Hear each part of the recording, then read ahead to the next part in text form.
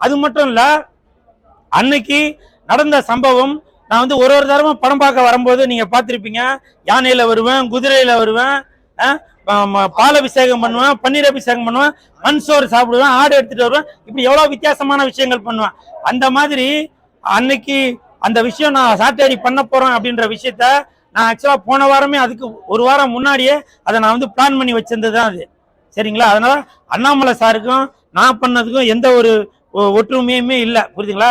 நான் வந்து இது பண்ணி முடிச்சதுக்கு அப்புறம் தான் பிரஸ் மீடியா பீப்புள்ஸ் அவங்க சொன்னாங்க, ஆனா இதே மாதிரி தானே அண்ணாமலை சாரும் பண்ணியிருக்காங்க. எனக்கு அப்படியே ரொம்ப மனசே உடஞ்சு போச்சு. ஏன்னா அவர் வந்து அவருடைய போராடும் குணம் பார்த்தீங்கன்னாக்க, அவர் வந்து ஒரு சாமி கிட்ட போய் போராடுறாரு. புரியுதுங்களா?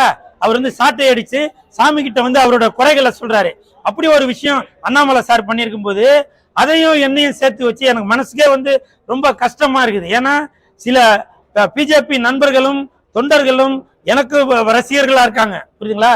எங்களுடைய அந்த நட்பை வந்து தயவு செஞ்சு நீங்க வந்து மீம்ஸ் அது இதுன்னு போட்டு தயவு செஞ்சு பிரிச்சிடாதீங்க.